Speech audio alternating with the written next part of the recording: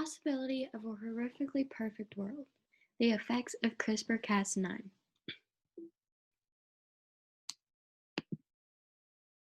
What is CRISPR-Cas9? Before we get into the pros and cons of CRISPR, we need to learn and understand how it works. CRISPR stands for clustered regularly interspaced short palindromic repeats. CRISPR is an enzyme that finds a specific piece of DNA, then proceeds to cut the selected part out and replace the removed piece. CRISPR has to be paired with a guide RNA such as Cas9. Kahn further explains the Cas9 protein. Cas, especially Cas9, has a nucleus function. Whenever CRISPR RNA guides the Cas9 protein regarding a possible mutagenic threat like a bacteriophage, it, with the help of a guide RNA, creates double-stranded DNA. This makes at the guided selected sites, causing a site-specific cleavage and thus destruction of the antigen. With this technology, there is the ability to change, remove, and even insert specific parts of DNA for whatever reasons may be beneficial. We're going to start with the pros of CRISPR-Cas9 gene editing. CRISPR can help prevent deadly diseases and mutations. Japanese black cattle are known for high-quality meat and good marbling. They have used selective breeding to acquire these attributes, while in turn causing the abundance of recessive genes that cause diseases. One of the mutations that have resulted from this selective breeding is the IRS syndrome mutation. This causes the fetuses to be weaker than their unmutated alternative, most not making it to birth, decreasing the birth rate. CRISPR can be designated and inserted into the DNA to adapt to the recessive gene that is causing this mutation. In reference to CRISPR-Cas9 gene editing technology, author Ikeda concludes that this procedure has the potential to restore genetic diversity and to enable the genetic resources of livestock to be utilized effectively. In particular, it could have innovative applications for genetic improvement in livestock that have a long gestation cycle, such as cattle.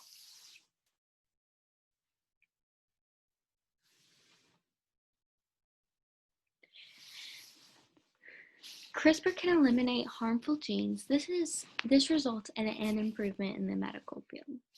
A huge problem in human medicine is the lack of available organs to use in dying patients who need life-saving organ transplant surgery.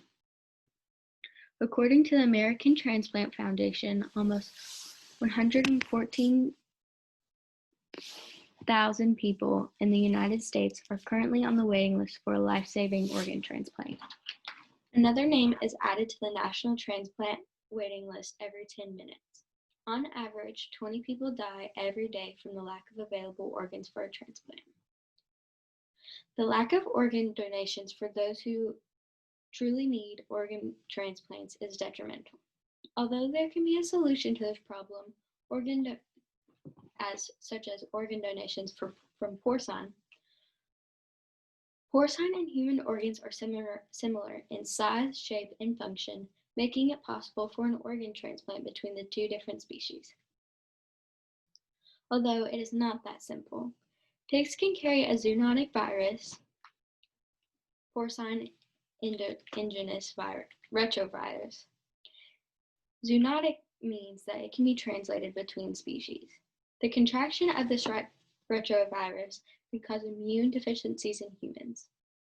Since porcine are such good matches for human organ transplant, and there is an abundant need for organs, scientists are not going to let that opportunity go to waste.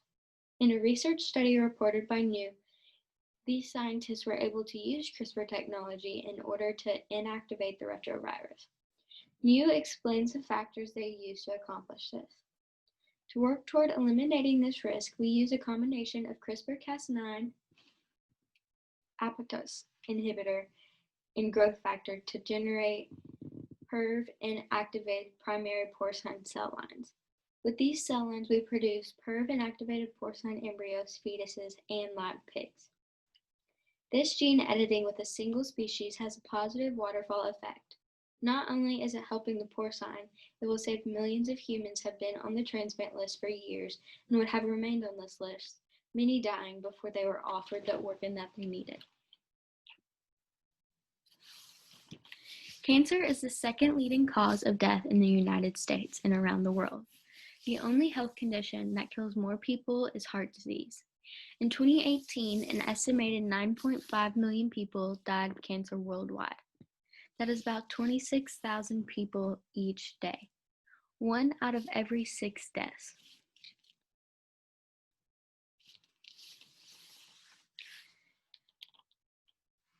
CRISPR can give rise to new research that could possibly lead to the cure of cancer.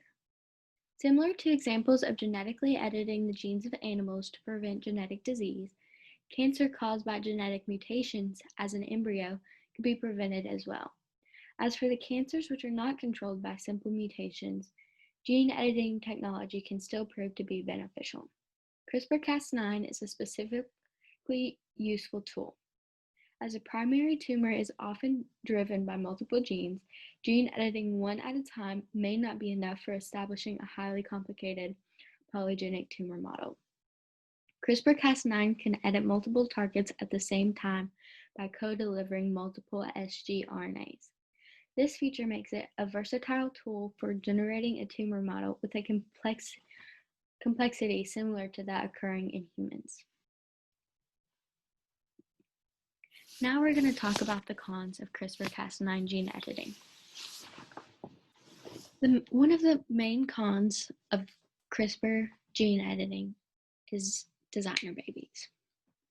While most people can agree that becoming closer to curing cancer or saving millions of lives is a positive thing, but when it comes down to how CRISPR can be used, there are many different ways, such as designer babies.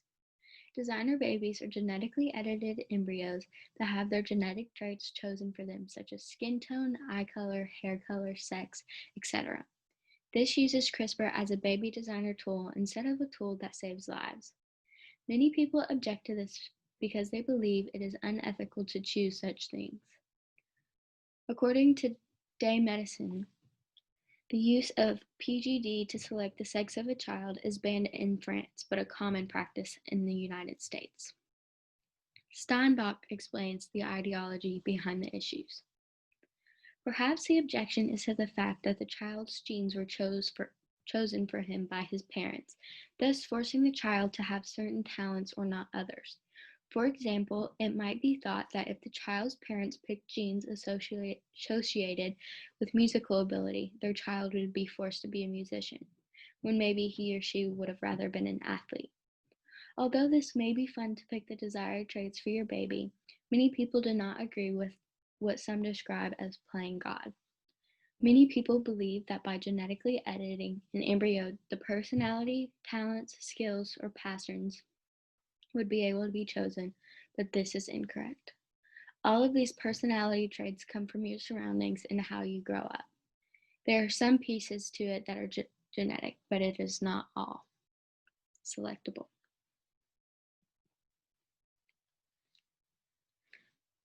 What if something goes wrong?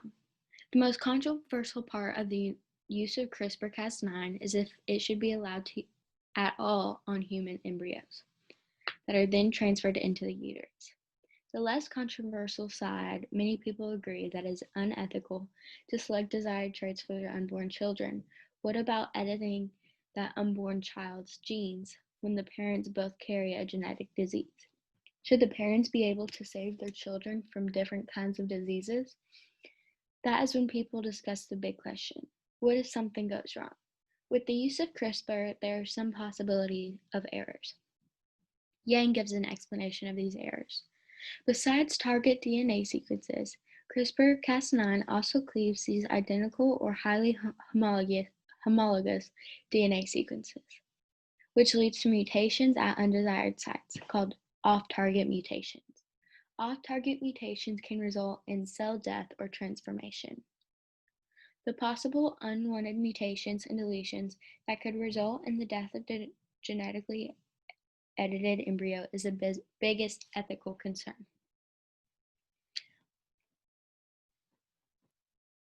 Throughout all the views Throughout all the pros and cons, you are still left with a dilemma whether CRISPR-Cas9 gene editing is ethical or not. It is a win-lose situation. If you do not edit the embryo, then it may die after birth or be inviable because of the disease. But if you use CRISPR-Cas9, it could cause separate problems or even kill the embryo. I believe that CRISPR-Cas9 should be used when it could save lives, but I would not support the use of this technology when it comes to designer babies. Would you want to select the genes of your children? What about allowing for more cancer research or preventing a fatal, incurable disease? Would you want the opportunity to save lives?